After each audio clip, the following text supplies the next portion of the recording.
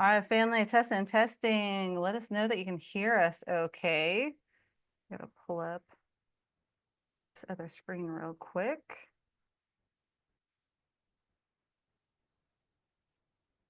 And see who is on. It's good to see some of our family members on today. Sorry we missed the last several weeks. It's been a little hectic here at Shaolin, but it's okay. We're back in action. So currently we have Caesar on. We also have Ed on. Caesar says, hi family, happy to be here one more time from Tijuana, Baja, California. And Ed says, good day, fam. Good to see you on, brother. Glad to see you have internet again. Super happy to see you. All right, we got Shalom on, who has the first question of the day. What else we got? We also have Robin on. This is, I'm glad to see you again. Thanks, Robin. Good to see you too. All right, Shalom's question. Let's go ahead and hop in, everyone. For those that are new, because I do see we have some people watching that haven't said hello yet. I'm CJ Jamie. This is Sifufu. We're Enter Shaolin / Enter Tai Chi, and we're here to do our weekly webinar where we talk about Kung Fu, martial arts, health, wellness, fitness, and anything else within reason. So if you haven't already, let us know where you're coming in from. Go ahead and drop your questions in the comment section. And if you haven't already, please strike the like and share this on. If you haven't already, go ahead and subscribe too and tap the bell notification so you can stay in touch and know when we're doing lives and when we're adding new videos. We actually will be starting to add a lot more videos coming up within the next month. So definitely make sure you're subscribed if you haven't already and stay in touch with us. All right.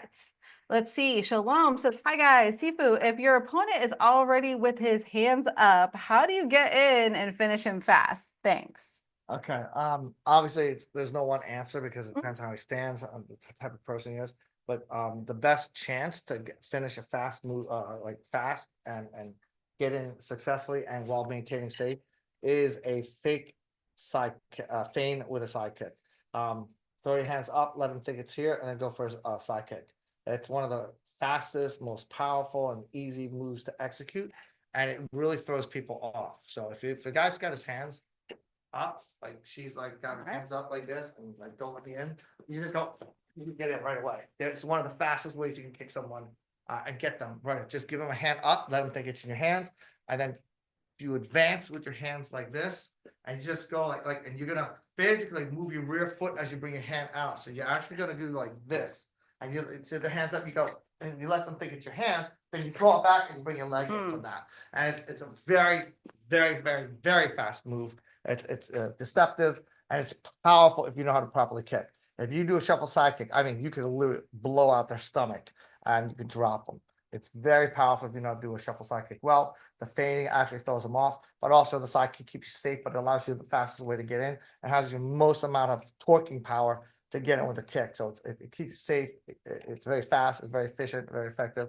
If you know how to do that, don't just throw a side kick. Let him see your hands first. So he thinks in the hands. Like I said, I'm actually, if you can see, I'm moving my body in while extending the arms. I'm going like this. I move my body. It's hard for her to see that because she sees my hand, right? But my foot is already in, and it's already in there with my foot before my hand draws back. I'm already set to do the side kick. So that is one of the best ways if someone has a hands up ready for you, like they're still look at hands. Most people are hand strikers. It's not common that people are very, very good with their legs.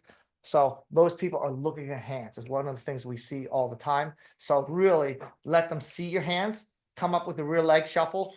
And as you're bringing your hands out so that they can't see that your body's engaging to do a shuffle side kick, it's very hard. Even if you tell your friends, like, look, I'm going to attack you. Let's see if you can stop this. Just do it slow. You can see you get in pretty much like almost every single time. Even if they're ready for it, it throws them off. The hand draws the attention away from the legs, so it makes them see the hands. And the side kick, if it came from their gut, it's hard to defend low towards the gut. So this combined with the stepping, so if you're going to do the technique, it is this. So you are, and then your hand goes in as you draw back. So you want to go like 1, then 2, and then get the legs in.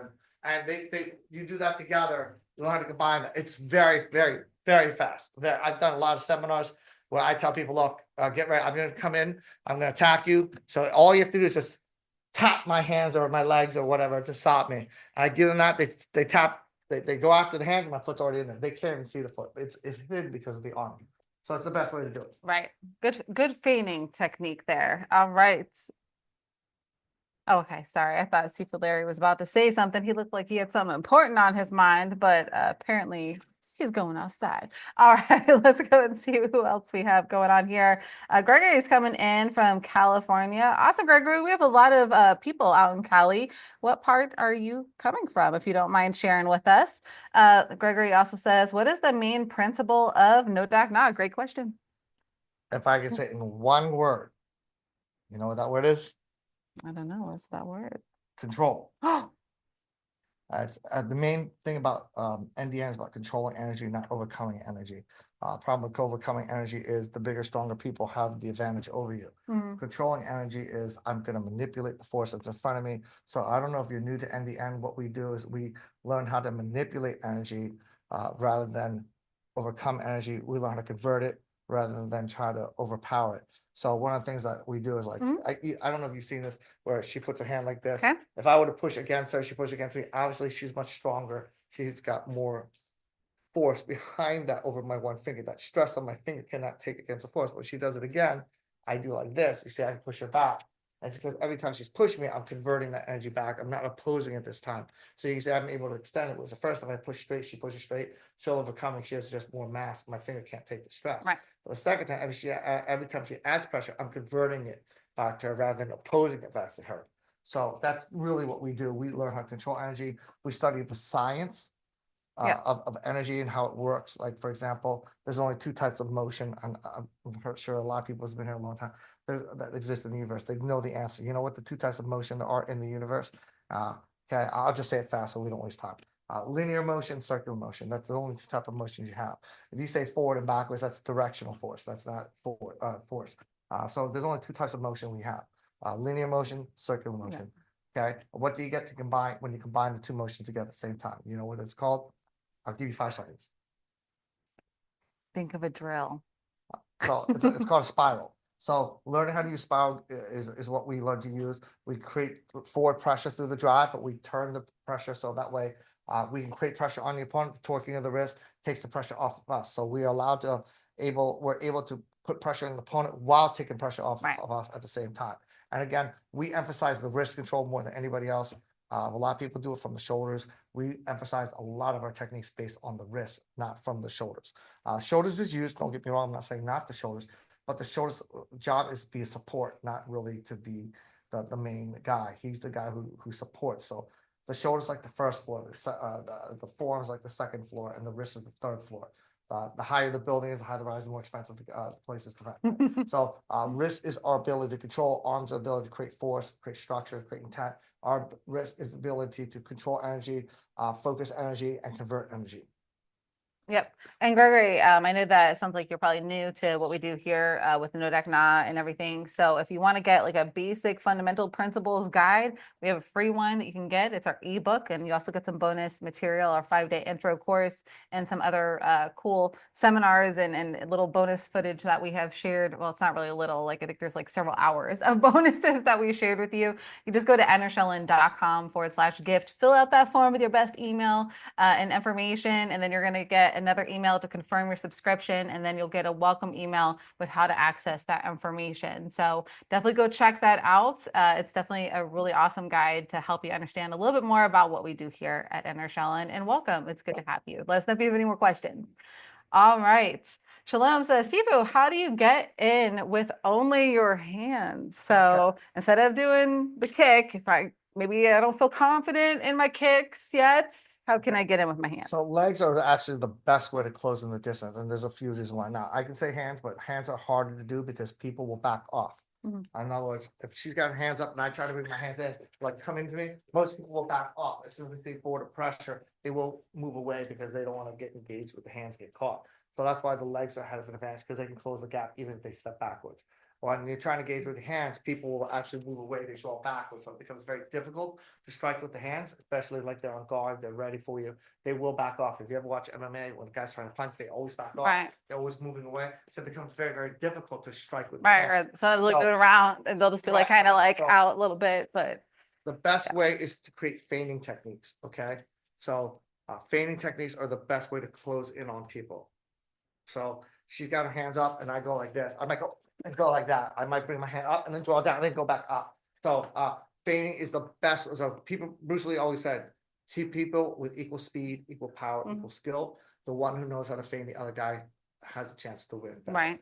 So feigning is the best way to close it. Now, say you put your hands up. And again, people hold their hands up differently. So some people might put it more behind them. Right. Some people like put it like this out here. Some people hang their hands down. So Some every people hand go like position- this, right. which is crazy. Every Don't do that. Muay Thai does that. So every hand position is different. So there's no one answer to say that this is the rule to do for Yeah. everyone because hand positions are different. So the initial has to be different and the outcome may be Right. different. Right. But the outcome in the end should be from the strike. So if she puts her hands up like this, okay, one of the best things that you can do is actually just go for a tap of the hand and then go right into the strike. That's one of the best ways to do it. Turn your body aside, that gives you the best range from it, and like gives you the most power to get in, and just do a quick tap of the hands. Now, if a person's hands are down, like they're going like this and they're like this, the best thing is just and tap, like go for the foot, Step on go their foot. down and then go into it, Bam. or do a low kick like this into that. They're the best ways to close the hands in. You want to distract them because people who are paying attention to your hands are going to respond to your hands very quickly. They'll either bring the hands up, pull the hands away, and step backwards. So you got to distract them from that. You got to give them something what they think you're doing, and then you do Right. something else. Right. So if you are just trying to do your hands and you're not trying to do a kick, kick their legs with a low slant kick to the knee, help them bring the hands down, and go. I had a student that actually was in school for police academy and he was learning boxing. So I told him, like, I said, are you allowed to kick? You know, he goes, well, we're allowed to like do free sparring. So I said, this is what you want to do. Every time like they bring the hands up, you always want to tap their legs. Just every time, just tap their legs like this. And then just on the third, see how she always brought her hands down, then come in. So he did that. Every time that they were in there and they put their weight in their leg, I told him, just kick towards the leg, just give a kick so they can't put that weight and commit to you. So by the third time, as soon as he brought his leg like this, I told him to fake it. They'll bring the hands down because they don't know how to deal with it unless they train with their legs. He dropped, and I said, just bring a punch up to the face. So he said it worked every time. He did like, we sparred with 3 guys and did the technique, and he got in on every one of them. So feigning is one of the best ways to get in. You can't just go direct because they will respond on what they see first or react to what they see first. So give them this and then go like that and give them fake type of techniques. If you're doing the legs, like I said, combine, like just give low kicks, like she's like this. I might go low kicking like this, so I might go like, and I might low kick into her like this, and then go into the strike. Make them see something, but never your intentions. Make them see the feign, then drive the intention afterwards. Don't just go to the intention; they will respond to that first. Yeah. So go for the feign, get the strikes. Low kicks are good. Like doing like low round kicks like this, and you go like low kicks like this. So that every time that just do this, and then you go in and they start thinking that, and then you go high. If you're just gonna do your hands, like I said, you can do like this and just then bring it up, and then slap it that way, and go here. Let them see feigning techniques. It's the best way to distract to get the strike in. Confusion. Yes. Hey, Caesar. Thanks for sending us some super chat love. Appreciate you so much. He also had a question. Sifu, please explain ward off in Tai Chi and use and application, please. Ward off is basically like a center line movement to guard anywhere along the center line of your body. The goal is to connect anyone the arms, and then, like I said, have structure in order to have the control. So without structural integrity, you cannot create control and energy. It's impossible. I use the example. Imagine your steel was made of ice cream.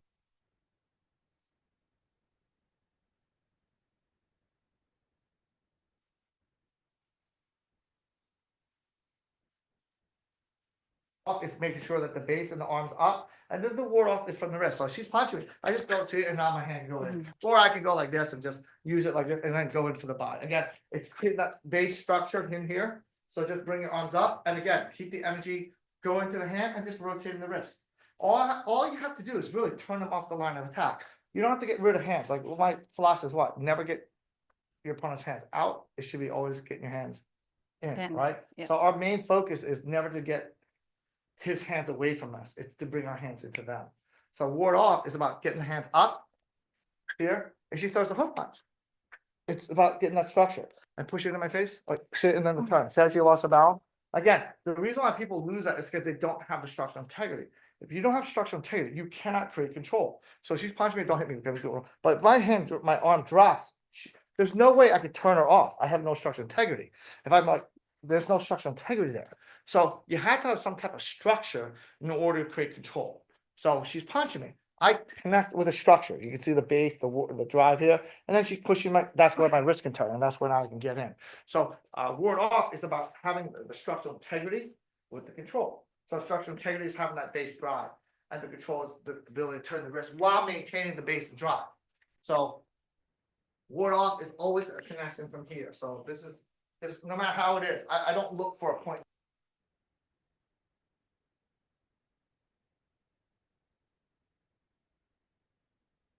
I'm bringing to my wrist anyway, so it doesn't matter. She punches me, whether I connect from here, or if I connect from here, or if I connect from, it doesn't matter, because the end result is I'm gonna bring it here, I'm gonna rotate.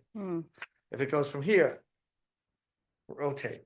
It's the same result. It just doesn't matter where it is, because my job is to bring the energy to the wrist while maintaining the structural integrity and then rotating the wrist to control. So that's what ward off is. This And is can the you, ward off? as I say, can you show everyone what ward off looks like in case someone is watching and is not? So ward off is the very beginning of your Tai Chi. When you do circle roll, this is what we call ward off. So it's create a structure here already, and then bring the arm up while holding the structure. So this is like in your Tai Chi, you're going like this. This is the ward off.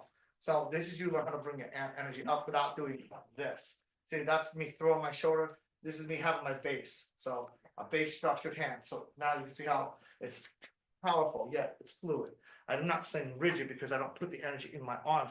I maintain structure and I put the energy in my wrist, not here in my arms. The mistake people do is they'll go like this, and they do this, and they see. This is me trying to force it without bringing my wrist and turning. This is my shoulder engaging.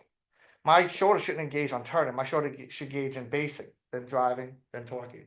And this is how you can easily take any pressure off you, because you have to have structural integrity in order to create control. So if you have, as long as you have that, then you can ward off. I don't care if he's 10 times from you. It doesn't matter if he's done, because you're not fighting him where he is. You're actually not. Because if you're feeling pressure build here, that means I went here. You can feel my pressure build, right? If I do this, can you feel pressure build or No, it's very even. because I'm not fighting, I'm maintaining my structural integrity. Any difference in pressure, I just bring it to the wrist and I turn it back to her. That's how you want to do any part of your hands, whether you intercept, whether you do Wing Chun, you do Tai Chi, you do karate, you do box, it doesn't matter. It's all the same. Energy is energy. It doesn't matter the name of style. It's a matter of how you move. That's why our philosophy is don't let style define you, let energy refine you. It doesn't matter what you call it. It's a matter of how you do it. I don't care if you call it karate. I don't care if you call it boxing. I don't care if you call it judo. It's all the same thing. In the end, it's still energy. There's a way energy works. It doesn't matter what you call it. You call it physics, you call it grammar. And it's not going to change the fact that how energy has to work. It's not going to change that. But the energy still has a certain rule and a way of doing it, and you have to adhere to that. Remember, Kung Fu didn't make science adhere to them. Kung Fu adhered to the science. We're supposed to. Let's just say that. Right, supposed to. Great one. And speaking of different martial arts and stuff like that, I earlier this week I had the honor of meeting someone that did one of our discovery calls to find out about inner Shaolin, and he had a bunch of questions, and one of the main ones was he was really confused. He's like, I didn't think you guys had a belt system, but I heard someone saying that they were, testing for their black belt. I'm so confused. And I was like, well, the reason we say don't let style define you, let energy refine you is we have all types of martial arts that come and train with us, both online and locally. And we don't go, yo, you can't do your Krav Maga, you can't do your karate, you can't do this, you can't do that. We're like, hey, let's help you make it better, right? And improve it and use these principles from No Dak Na to enhance what you do. And we might also have you learn things like Tai Chi and Qigong and maybe some Chin Na and grappling, depending on what you need to fill in the gaps of your own training. But we never say you have to get rid of what you know. We just want to help you make it better. So we don't have a belt system. I just wanted to throw that out there in case someone was confused by that. But we do have other members who do train in other disciplines that may have belt systems. So I just wanted to throw that out there real quick while we're talking about that. Let's see. Bain says, Sifu, what is the best way to defend yourself when someone pushes you? Well, it's going to depend on the type of push. Do you have a specific push you would like us to cover? Well, I would think the push is here. But let's just say this. The mindset to say defend would be putting you at a disadvantage off the bat, because now you're letting him control the pressure. You're letting him maintain pressure. You're allowing him to apply the pressure on you. You shouldn't do that. Defensive is get rid of pressure. It's not allowing him to hurt you. Right. That's not going to get you anywhere. It's really, you have to do damage to them to stop them. 3 things stops a person from attacking, right? Knock them out, lock them out, or they get what they want. Obviously, if they're trying to hurt you, we don't want them to get what they want. So we have to do one of Facts. two things. We have to either strike them down or we have to lock them down. Okay, so your mindset should never be defensive. We don't put the mindset to be in defensive mode because it's actually, you're gonna try to get rid of energy. You're gonna try not to get hurt. You're gonna try to prevent him from coming in rather than you should be attacking or counterattacking. So I use the philosophy, if you had to be in a fight and you can only choose one or the other, whatever you choose, the other person has to be the opposite. Would you rather be one attacking or would you rather be the one defending? I don't know your answer, but most people will say, I'd rather attack, because if you defend, you can't attack. You can only defend. Right. The other one can only attack and can't defend. So everybody would pretty much say, I'd rather be the one attacking. If that's the case, then why learn self-defense? It's just a waste of time. You should learn counteroffensive. This is why boxing, Muay Thai, and all that, they are very, very effective because they teach you how to attack. Right. So you want to learn attacking or counterattacking techniques, never defensive techniques. It's a wrong mental state to put yourself in, and it's a wrong actually stasis of putting your meeting someone's energy, because now you are either going to try to oppose their energy so they can't get in, or you're going to try and get it off of you. Right. It's like setting yourself so up to be the victim. We don't want that. You are more likely to be winning. Like, how many people have you ever seen in a fight always win just defending? The answer is zero. They only win when they attack.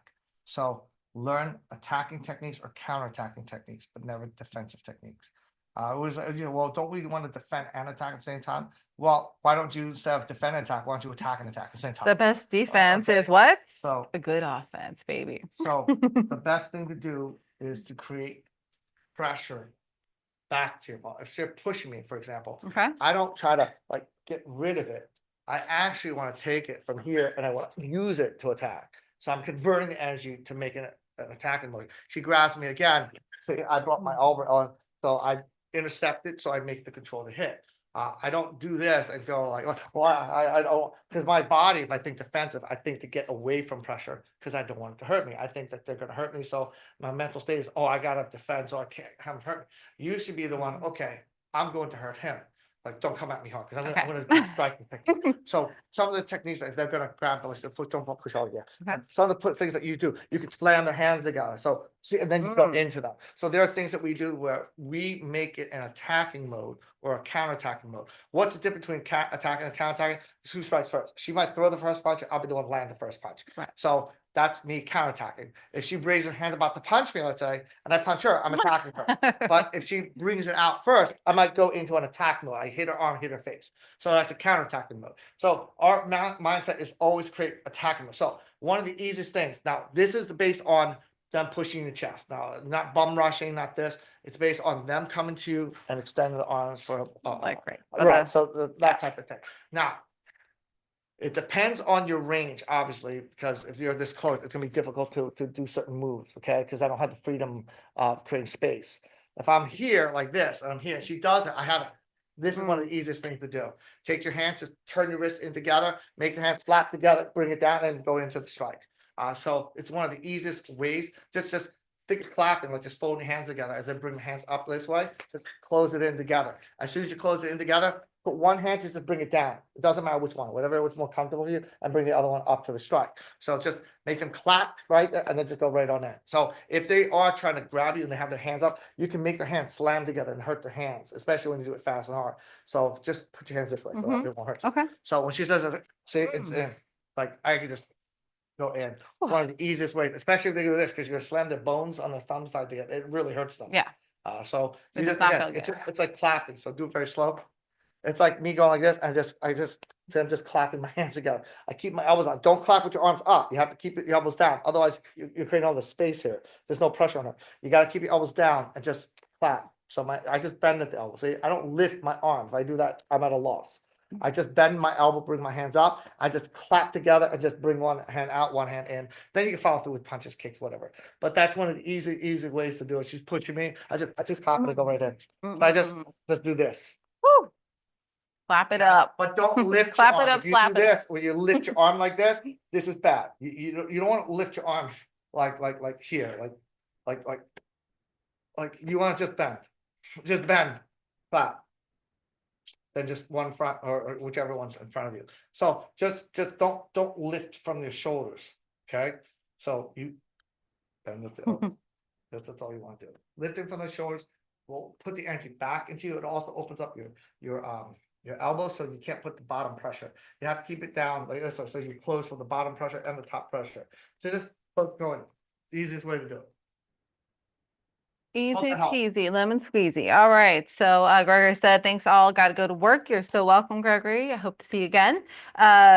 Let's see. Shalom says, Bruce Lee did the feigning techniques against Chuck Norris and Enter the Dragon. I think he's asking the Yes. question. Yes, that Yes, is there's a correct. scene where Chuck Norris was actually beating Bruce Lee, and Bruce Lee started doing fake moves to get in and speed. Like he would just bring his hands up, kick you low, and then kick the face.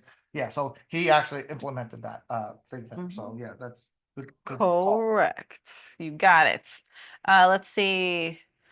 Stick says, in running the number one running the number one survival skill. How far does Sifufu run in a week, if any? Well, you're talking about you're fighting for your life, or if you can run, it's best to run because Mhm. it's the least amount of chance of you getting killed because you never know what happens in a fight. So my fear is always, even if I beat someone, somebody could come out of a corner with a gun and shoot me. Right. You don't You know never what's know out how there. many You're not people in are control there. Yeah. with the surrounding. You have no idea what it is. Most of the times, sometimes you may at a party, this or that. But again, you don't know how many friends are going to jump. You don't know if there's going to grab a beer bottle. They got a knife. At the end, when you're in the situation, it becomes very difficult unless you have a control fight like a sports fighting. Everybody got rule. Everybody got somebody to watch. So like that. But yeah, avoiding the fight is the best one. Remember, Bruce Lee said, "My art of fighting is what's my style? He says the art of fighting without fighting." Nobody wins in a fight in real life because someone's going to get hurt. You might go to jail if you beat him up, right? You kill this guy, and you took the knife, you stabbed him 10 times. They're going to charge you for murder because, like, once you disarm him, you're not allowed to attack him anymore. Right. Once the threat is gone, you can't become a threat. But you struggle in a battle, you both started with a knife, you fell on top of it. That's fine. That's self defense. That can be. But again, use your brains first. I tell people all the time, your brain's your first weapon, your body's your second weapon. Can you run a fight? Yeah, I've ran from situations where I wasn't sure the environment. I tell the story many times before. When I was in college, I got this guy come out. He tried to attack me. I ended him, and I didn't stay there. I ran away fast as I could because again, Right. I didn't know if he had a friend behind a tree with a knife or a gun. I didn't know if he had other friends. I just kicked him. And I started walking the opposite way as fast as I could because I didn't want to stick around, be there. If he had 5 guys there, all of a sudden come out. I don't know. I just hightailed it out of there. Best to avoid fight if you can, but sometimes if you have to engage because there's no way out of it. Yeah. You're trying to Sometimes you someone grabs your don't have a friend, choice. grabs your wife, your kids, whatever. Then you have to fight. You have no choice if you got to defend your family, your friends, or whatever. Avoiding a fight is the best thing that you want to do, especially if you are in a situation where you know you can handle him. He starts a fight, but you could be the bigger man and you say, "Look, I can easily destroy him. I don't need to," and you can walk away. It's the better thing to do. That's a better man. A man is one who can walk away against a challenge where he can look stupid, but if he knows who he is, what he can do, he doesn't need to prove himself to anybody. So there's a video I saw where this guy was an MMA fighter. A good champion. There's a short clip video where it's some football stadium, something. This other guy got in his face and he challenged him, and the guy's like, "You know what? I'm gonna walk away." And they said like that guy had no idea how lucky he was because they showed later the clip of this guy's MMA guy just knocking people out. So it takes a strong man to walk away from a fight. Okay, so if you know what you can do, you don't need to do it. You don't need to prove it. People are good or control themselves. Don't need to prove themselves. So walking away fight is the best answer from a fight. But if you have to engage, and that's another story. If you have no choice, they're trying to kill you. People in Israel who get Palestinians come after them for no reason but to try to kill them. Then there's no choice, right? Sometimes you have to fight. There's no choice but to. I'm not promoting to fighting, but I'm Right. saying if you have to, Sometimes you have to. throw down. Yeah. And then you have to throw down. So he also wanted to know, do you run? How far do you run, or in a week, I or on used a to daily basis, if you do? I used to have a treadmill where I would run like 5 miles a day. Yeah, I was gonna say that's what we usually do in the gym is about 5 miles. So Yeah, so I would run at 8 miles an hour at five miles. So that was my pace, and I would do like a 4, and I got a 6-degree incline on. Right, I was gonna say, you start working the incline and everything, Yeah. because that So really that's why I helps. would run a 6-degree incline, 8 miles an hour. So it was tough in the beginning, but when if you Work your keep way up. running it up, you can run it and you can do it pretty good. But it's just one of those things you have to be consistent about. But I Yeah. haven't run in a little while, so Yeah, I let's don't say if think I can do that. right, I was gonna say you I gotta push work your way myself. back up Yeah, I again, work yeah. my way but yeah, I used to run 5 miles a day, at 8 miles an hour. You know who's insanely fast? Steve Larry.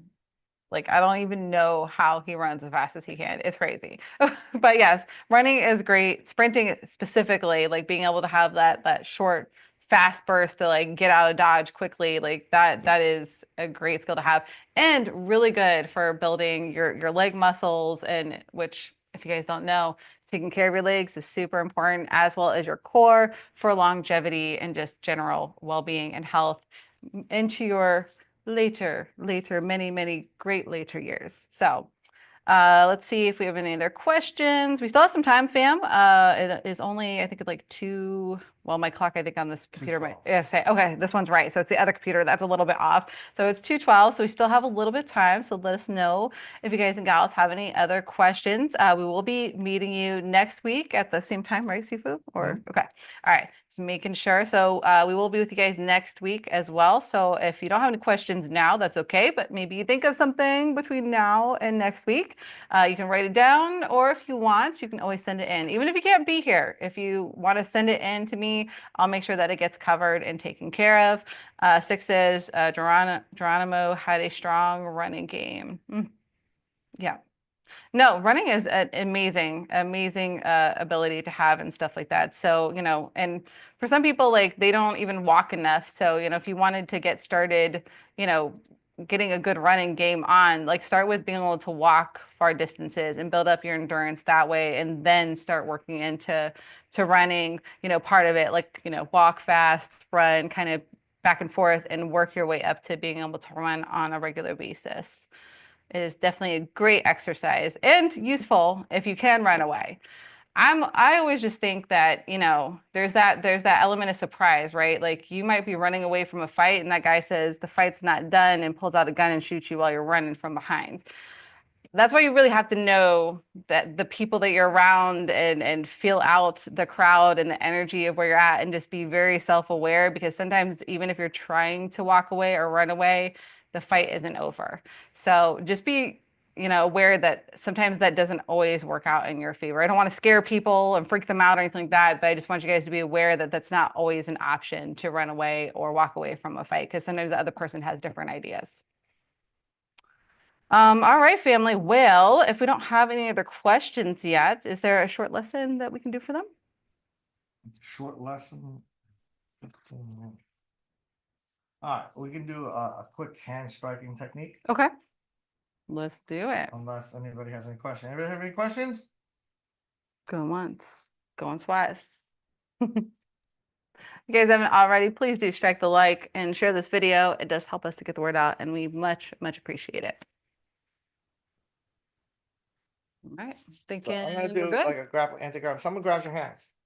One of the best things to do is when people grab your hands, place your hands along their wrist, go hooking and right into a strike Mm. from that. So if they're grabbing you, they won't let go. Like let go of me, let go of me, and they won't. Bring your hand upward like a wusao.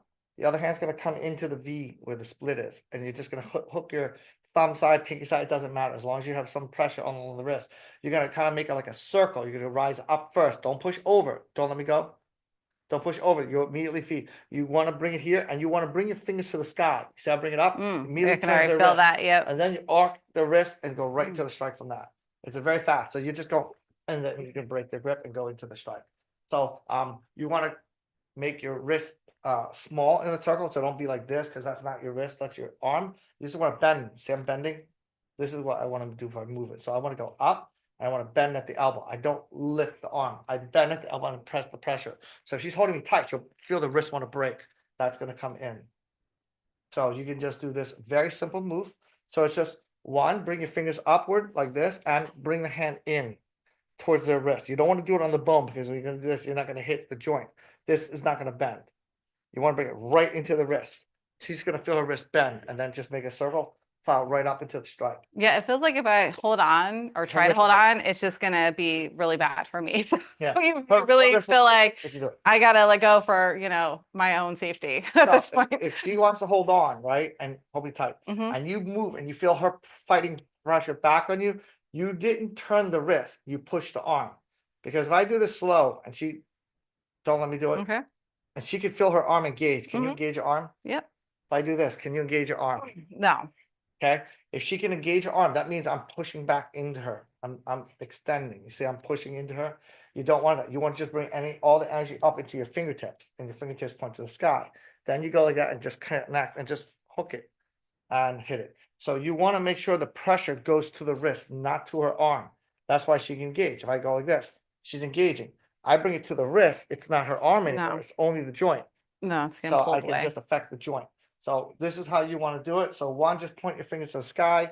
Two, you can hook your thumb, pinky, I don't care what it is, inside here. You're gonna keep going to the sky. You don't go here and bring it over. Don't let me do it. And you do this, you're gonna push it on. You bring it up to the sky. You want her wrist to turn. Can you see I'm turning her wrist right And I here? can feel I'm it doing this turning. motion where I'm turning the wrist. So I'm gonna go up, turn the wrist, and then Mm. make the other hand just circle down and throw the punch. Very quick, very easy. It takes away their power because I'm not trying to take the grip off. I'm actually bending her Right. wrist. My objective is to make her hand turn and bend. When you do this, can you make a fist? Not really. So me attacking the wrist to make the turn prevents her from closing her wrist. Now she can't make the fist because of that. So when I do this, close the fist. Nope. I She got can like do it little like this. dinosaur hands or something Right. weird, but that's So about it. our job is to arc and bring the hand up to make the wrist turn. See, I'm making her wrist turn. I don't push into her arm or pull because I'm feeding her fingertips, I'm feeding her palm. I want to go to my fingertips and put the energy. You see, I'll put the energy into my fingertips. So I want to go up, put the energy right along the pinky on the joint here or the thumb on the joint. Doesn't matter which. Like I said, you can do this way where my pinky hits it, and I can do this, or my thumb, I can do this. Either way is fine as long as I put the pressure into the wrist. I want to make a hook and just I don't swing the shoulders. If you try to push your arm over, then you're not turning from the wrist, you're turning from the shoulder. Right. So when you do that, it's only right here. If you're doing like this, then that's wrong. You're not really turning the wrist. You think you're turning the wrist, but you're actually moving your shoulders. It's very short. So when they're doing this, like grip light, because I'm gonna do this Okay. fast and right. But when you do this right, it's like Mm. it's very, very fast. It's very, very short. You don't take big movements. If you're like this and you're going like this, but see, that's a big movement. You see, I'm going like this, I'm going here, I'm going. No, it should be right here, just within the turn, right there. It's just within that turn. So when I'm doing this move, I'm just keeping it very short, very tight, very simple. Just boom, right here. She feels the pressure, so she feels the fist. So don't make big movements, make small movements, turn the wrist with your wrist. Don't let your arms feel like they're pushing or pulling. If you do, you feel the pressure build. You're not turning the wrist, you're feeding the arm. Once you feed the arm, they can engage it. You should be able to do this very, very slowly. And grab me. Yep. Tell me if you can engage your Okay. arm. Can you engage it? Can you engage it? No. Okay. So I'm trying to you do engage it. and It's not working. we're doing this, Okay. and I go. Yeah, See how that's you fine. feel like you engage it. So Nope. So if you're doing the move and you feel them engage their arm, you fed it. You're supposed to bring the energy to your wrist and use the wrist to turn them, hook in and create the turn in the wrist, not a push or a pull. We don't push, we don't pull, we press. So that's what I want you guys to do. You're like a panini press, right? All right, family.